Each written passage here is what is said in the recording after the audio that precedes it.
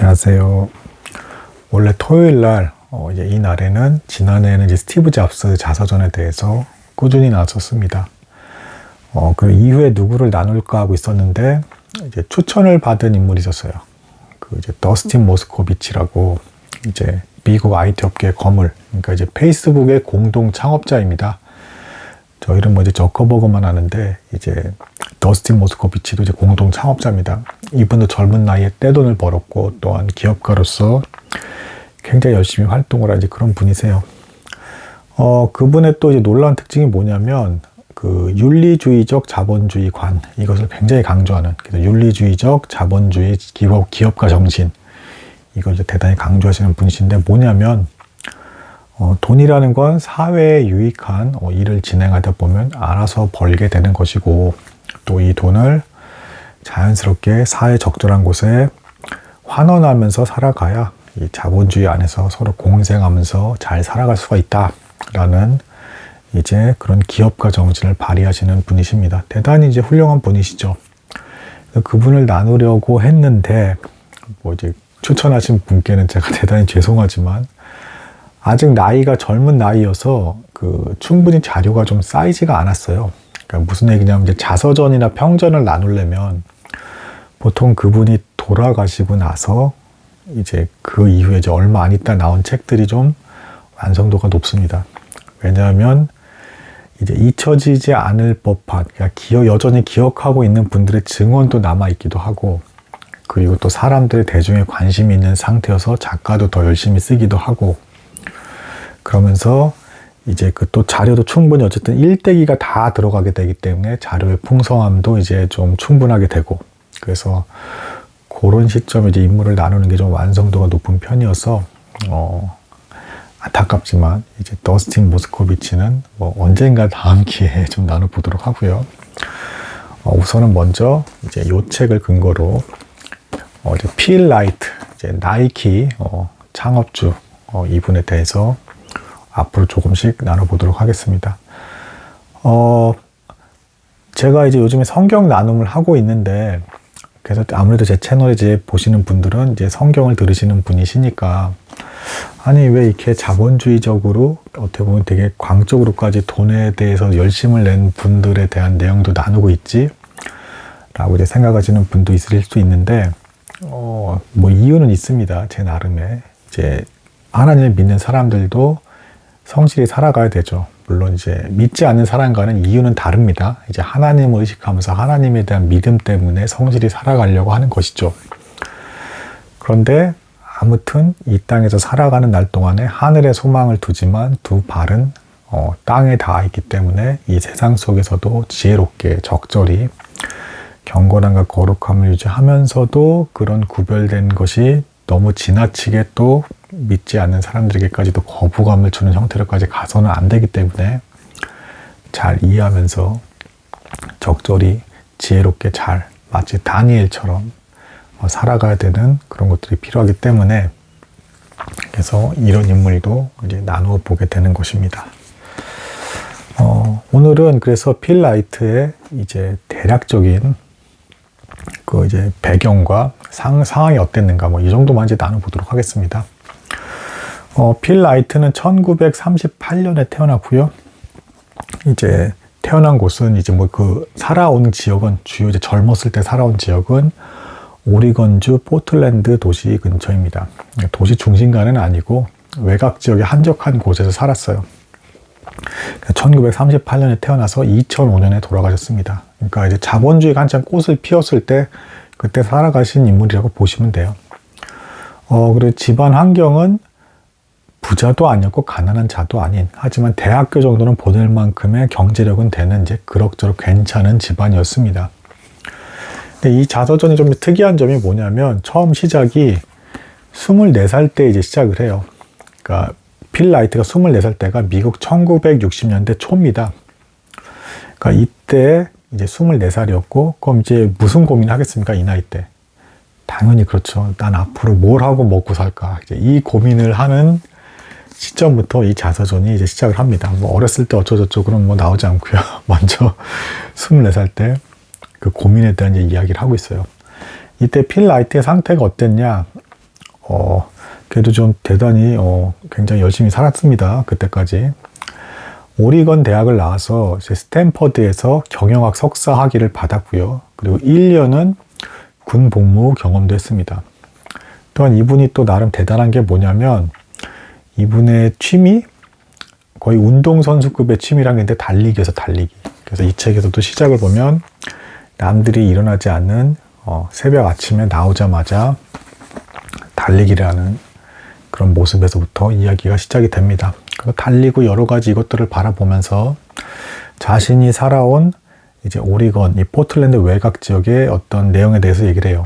외진 곳에서 살았기 때문에 이곳에 들어오기가 굉장히 어렵고 개척정시 투철한 선조들만 들어와서 정착을 할 수가 있었고, 그래서 생겨난 곳이 이곳이다 라고 하면서 자부심을 느끼면서도 외진 곳이기 때문에 변화가 별로 없고 왠지 조용한 이런 부분에 대해서는 이제 좀 불만스러운 모습을 보여주기도 합니다. 자, 근데 이제 이 사람이 한 고민이 있습니다. 대단히 특이한 점인데요. 미국의 이제 60년대, 70년대, 그리고 80년대까지 사실은 좀 굉장히 좀 퇴폐적인 어떤 흐름의 어떤 분위기가 굉장히 유행했던 때였어요. 막 히피 문화도 있었고, 뭐 제가 전에도 그 스티브 잡스 얘기 때도 그랬죠. 막 스티브 잡스도 60, 70년대 이렇게 활동을 할 때 보면 히피 문화에 빠져가지고 포레스트 검프 영화에서도 막 나온다고 하면서 이제 막 뭐 이상한 마약 같은 것도 하고 이러면서 베트남 전쟁에 대해서는 이제 환멸감을 막 느끼고 이러면서 방황하는 젊은이들의 모습 뭐 이런 거, 그런 시대 배경인데 신기하게도 이제 필 라이트는 이제 24살을 시점으로 해서 얘기했을 때 자기는 여자친구도 하나도 사귀지 않았고 술도 안 했고 담배도 안 했고 되게 아무 문제를 일으키지 않으면서 굉장히 모범적으로 살았다고 합니다. 그리고 새벽에 일어나서 달리기 하면서 운동할 정도면 굉장히 이제 그런 사람이죠. 그리고 이제 스펙 면에서도 본인이 생각하기에도 뭐 스탠포드대 경영학 석사까지 이 당시에 땄으니까 어디 뭐 뒤처지지 않는 그런 스펙을 갖고 있는 겁니다. 근데도 이상하게 이 24살의 나이 시점에서 고민이 대단히 많이 들더랍니다. 그리고 그럴 필요가 없는데도 사회에 이제 진출해야 된다는 것에 대해서 대단히 위축되는 어떤 그런 심리 상태였다고 그래요. 주변의 친구들은 하나같이 대다수가 뭐 좋은 와이프를 만나서 가정을 꾸려야 된다, 혹은 안정적인 직장에 가가지고 적절히 이렇게 살아가지고 가정을 꽃피우면서 이렇게 아이들도 낳고 하면서 이렇게 살아야 된다, 뭐 이런 것이 대세였던 분위기였기 때문에 자기도 모르는 사이에 그런 거에 압력 같은 것을 느끼면서 그렇게 살아야 된다는 묘한 어떤 압박감을 느끼고 있었대요. 근데 이상하게 그렇게 살기에는 또 한편으로는 시간이 너무 소중하기도 하고 뭔가 너무 나한테는 안 맞는 것 같고 허무한 것 같은 느낌이 들더랍니다. 아침에 새벽에 달리기를 하면서도 이분이 그 대학교에서도 상을 탔대요. 이 달리기로 1500m 달리기로 뭐 1500m 6분대로 달렸다라고 합니다.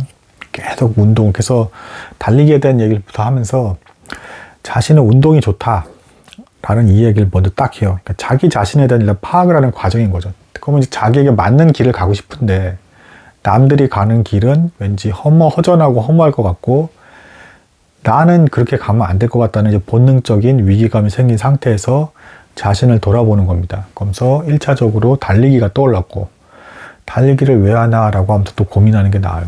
그래서 이분이 달리기처럼 어려운 운동이 없다라고 합니다. 상까지 타신 분이지만 그렇다고 이제 뭐 올림픽 선수 정도까지는 아니고, 근데 어지간한 이제 선수급은 되는 정도까지 달려봤고 최상위 1등까지는 못 해봤기 때문에 또 남의 뒤에서 이제 꾸준히 달려가야 되는 어떤 그런 입장에 있었기도 했고, 그때 그 심리를 너무 자신은 잘 알고 있다, 뭐 이런 표현을 막 합니다. 그것도 달리기처럼 위험하고 어찌 보면 남는 거 없는 운동도 없다라는 이런 표현을 해요. 왜냐하면 돈이 되는 것도 아니고 오직 그 달리는 그 순간에 그 열정 하나만으로 다른 대가는 전혀 바라지 말아야 되는 운동이 달리기다, 이렇게 이분은 이제 얘기를 합니다. 그러면서 그 스포츠에 대한 것들을 회상을 하다가 이분이 결국에는 이제 이런 생각에 도달하게 돼요. 가만 보니까 자기가 운동선수들이 막 예를 들면 권투를 할 때 마지막 이제 카운터를 날리는 그 순간이라든가 어떤 승부에서 승패가 갈리는 그 순간, 이 시점에서 자기가 희열을 느끼는 것을 알게 되었다라고 했습니다. 알게 되었다라고 이제 고백을 합니다. 그러면서도 자기가 운동선수까지 되기에는 좀 무언가 부족한 듯한 이 느낌을 받는 거예요. 여기서 이제 경영학 석사를 받았죠. 그래서 이분이 또 경영학 석사 때 내가 뭘 했지라는 것을 이제 회고를 합니다. 경영학 석사 때 과정 때 그 레포트를 하나 썼대요. 이분이 뭘 썼냐면 1960년대라고 했죠. 일본이 독일의 렌즈 산업 시장을 빼앗아가는 이제 그런 당시의 흐름이 있었다라고 합니다. 그러니까 독일의 렌즈 기술을 따라잡은 거죠, 일본이. 카메라만 아직도 일본이 굉장히 막 렌즈로서 이제 잘 나가잖아요. 근데 이때 당시 1960년대 때 이제 그 일본이 독일의 렌즈 시장을 잠식을 하면서 시장을 넓혀가면서 이제 세계 최고로 이제 자리를 잡고 있었다라고 합니다. 그걸 보고 이제 스탠퍼드대 이제 경영학 이제 그 수업을 들을 때 레포트로 일본이 운동화 시장도 장악하게 될 것이다. 뭐 그런 레포트를 냈다라고 합니다. 자신이 그 레포트 발표를 할 때 학생들은 지루해서 다 하품을 했고, 자기가 말을 잘하는 사람도 아니래요. 이 필라이트 말로는 기업가이면 왠지 말을 잘해야 될 것 같잖아요. 스티브 잡스는 말을 정말 잘했잖아요. 근데 이 사람은 자기는 설득이나 이런 걸 잘 못한다. 그래서 막상 발표했을 때 학생들이 자더라. 근데 단 그걸 듣고 있던 교수님만 자기가 다뤘던 주제가 흥미로웠던지 뭐 A+를 주셨다라고 합니다. 그러면서 이 운동과 경영학에 대한 것을 이제 합쳐서 운동 관련 사업을 해야겠다라는 이 막연한 일단 생각을 갖게 됩니다. 그리고 여기서 일본이 점점 그 시장을 넓혀가고 있었다라고 했잖아요. 일본이 막 회복을 하면서 기술도 이제 엄청나게 발달하고 있었고, 그래서 이 필 라이트가 그때 레포트를 냈던 걸 기반으로 해서 일본의 신발을 미국 시장으로 데려와서 이걸 좀 파는 사업을 하면 어떨까라는 막연한 생각을 갖게 됩니다. 이게 이제 사실은 이 막연한 생각, 그러니까 이제 지금 필 라이트는 스스로에 대해서 이제 생각을 해보는 거예요. 그러니까 남들이 정해진 길을 가기에는 자기는 왠지 되게 허무함을 느낄 것 같고, 자기는 24살이 될 때까지도 여자친구도 한번 사귀지도 않았고, 사실 이게 이 미국 문화에서는 24살 때까지도 여자친구 하나 안 사귀었다라는 거 좀 대단히 좀 특이한 사람입니다. 그러니까 그 미국에서 우리나라는 다른 점이, 미국에서는 10대 후반 정도, 뭐 중후반 정도 이후부터 여자친구가 없다 그러면 그 사람 좀 인간관계가 좀 이상하고 뭔가 이상한 사람 아니야 라는 좀 그런 시각까지 있는 좀 그런 나라입니다. 그 나라 문화가. 근데 28살 때까지 여자친구에 대해서 또 깊은 흥미를 느끼지 못했고, 그렇다고 술, 담배에 빠지지도 않았고, 그러면서 공부나 운동만 하면서 그렇게 지냈던 자신의 모습을 되돌아보면서 이제 달리기를 통해서 운동을 회복하게 되었고, 스탠퍼드 대학에서 경영학 일을 했던 것을 또 떠오르게 됐고, 이 경영학에서 레포트 주제 중에 일본에 대해서 다뤘던 것을 떠올리면서 이 세 가지를 믹스해서 나온 결과가 스포츠 용품 중에서, 그리고 그 레포트에서 스포츠 용품 중 운동화, 그것도 이제 일본산 운동화를 이게 세계적으로 또 이제 굉장히 일본산 운동화가 히트를 칠 거다라는 추측 가운데 이것을 미국 시장에 놓고 팔아야겠다라는 이제 결론에 도달을 하게 된 겁니다. 그러니까 이제 자신을 분석해서 자신을 잘 이해한 다음에 뭘 하고 먹고 살아야 될지에 대한 결론을 도출한 것이죠. 이게 사실은 굉장히 좀 바람직한 자세입니다. 먼저 자신을 잘 파악을 하고 내가 뭘 해야 될지를 선택을 하는 것입니다. 근데 여기서 이제 갈등 구조가 있습니다. 24살인데 돈이 뭐가 있겠습니까? 부잣집 아니라고 했죠. 그리고 이제 그 신발을 그 사업권을 따다가 이렇게 해서 뭐 파는 것 자체도 그렇고 여러 가지 이게 너무 생뚱맞고 막연하잖아요.